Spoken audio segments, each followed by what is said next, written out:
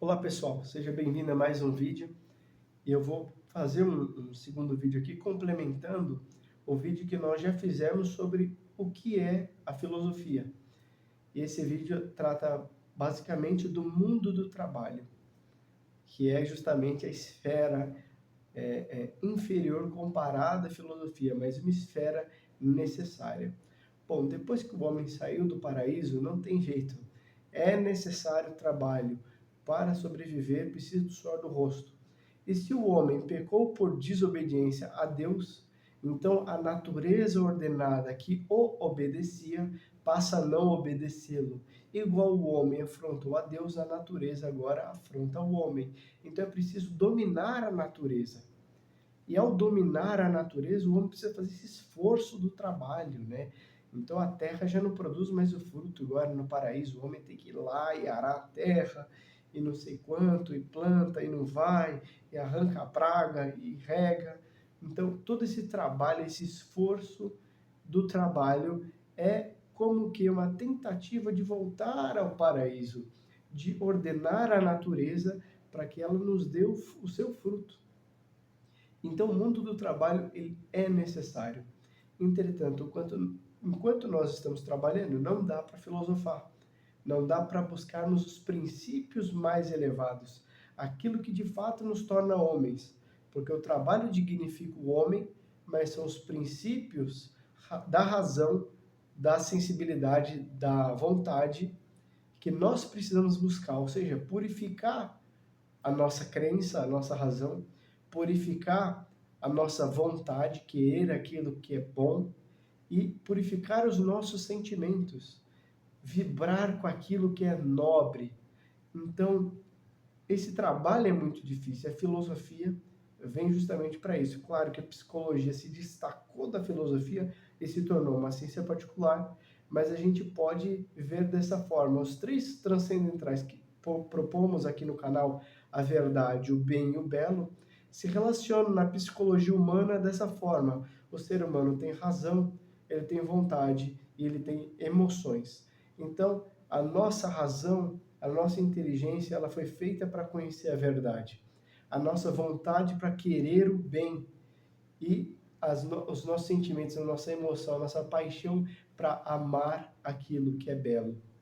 Então, o modo de você evoluir, se purificar, não é com esses coachings aí meia boca, com frases feitas. Não, não é isso. É você buscar que a sua crença se purifique através do caminho do Espírito da verdade. E a verdade confira a sua crença, a sua inteligência, ditando aquilo que é verdadeiro. É você confiando na verdade. Então, a emoção,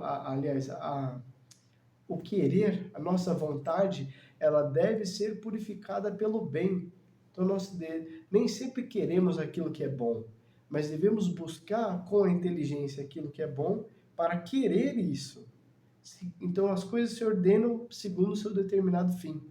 Então, olha só que interessante, a verdade que ilumina a sua inteligência te faz discernir o que é bom e o que é mal, para que você, com a sua vontade, queira o que é bom. E quando você quer aquilo que é bom e conhece a natureza daquilo como bom e quer porque é bom, você passa a amar aquilo, porque aquilo é belo em si. Ou seja, porque aquilo que você conhece, aquilo que você deseja são belos. O objeto em si está alinhado com a finalidade pelo qual ele foi feito. Então, por isso que ele é belo. A beleza é a proporção daquilo que você conhece e daquilo que você quer.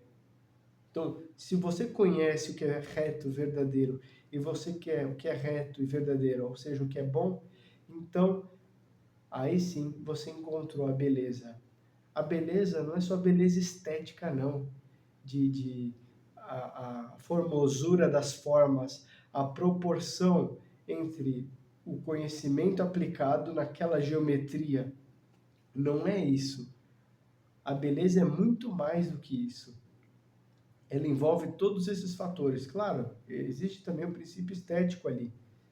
Bom, mas voltando ao nosso tema central, o trabalho ele é necessário. O problema é que aqui a gente já vai fazer uma crítica a consequência do comunismo aplicado à filosofia do trabalho. O comunismo, o materialismo histórico, ele faz um problema, ele torna do desenrolar da história o próprio Deus. Então, se não existe transcendência, consequentemente, a transcendência é aqui. O paraíso não é pós-mortem, o paraíso é aqui. Logo, se o paraíso é aqui, não existe filosofia que transcenda, a filosofia é material. E é daí que nasce, por exemplo, a teoria marxista. E aí vemos que a vida, que é uma área muito grande, com vários círculos menores, digamos assim, um deles é o mundo do trabalho. Esse mundo do trabalho vai crescendo e vai tomando, vai pressionando, empurrando os outros círculos dessas outras áreas da vida. E acontece que a vida se torna apenas o trabalho.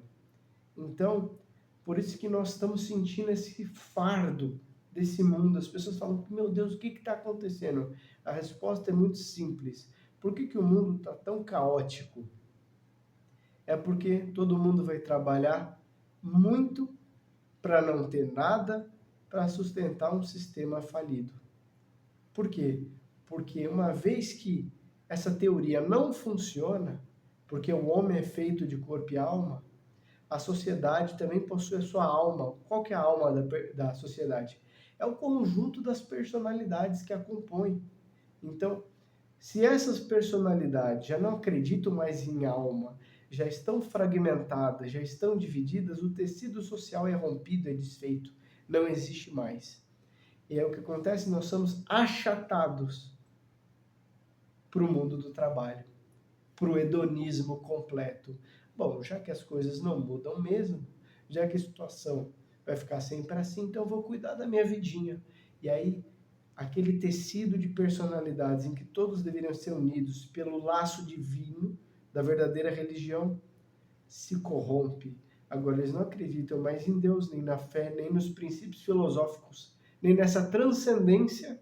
E aí, o tecido se desfaz. Por quê? Porque está cada um cuidando da sua vidinha, está cada um no seu trabalhinho, está cada um filosofando menos, porque se preocupa em trabalhar para ganhar dinheiro, para sair no fim de semana para gastar esse dinheiro, para voltar e fica doente esse dinheiro. Então tudo gira em torno de trabalhar, ganhar dinheiro, farrear ou cuidar da saúde, farrear ou cuidar da saúde. Então a vida se resume, se reduz ao mundo do trabalho. E aí se filosofa muito menos.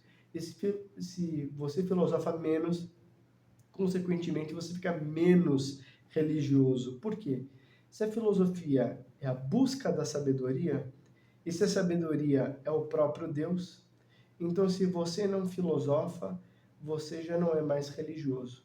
E talvez esse seja o problema de todas as seitas que se auto-intitulam religiões. Só existe uma verdade. Só existe um Deus que prega um único dever, uma única coisa, se cumprir uma única linha de pensamento. E aí alguém pode falar, ah, Pedro, mas você está reduzindo a coisa a um único pensamento. Mas esse único pensamento, chamado verdade, possui todas as coisas.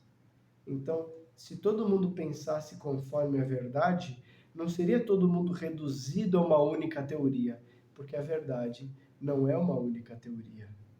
A verdade é o fundamento da própria realidade. E se a nossa cabeça já não abarca a realidade, que dirá a verdade? Mas o fato é que cada um receberia a parcela de verdade pela qual foi chamado, pela missão pela qual foi chamado. De maneira que quando as pessoas conversassem, diriam coisas opostas, mas dentro do mesmo espírito da verdade. Então essa oposição não seria uma contradição, mas seriam ideias complementares. Bom, essa é uma questão que colocamos no mundo do trabalho e da filosofia e terminamos mais um vídeo por aqui. Até a próxima!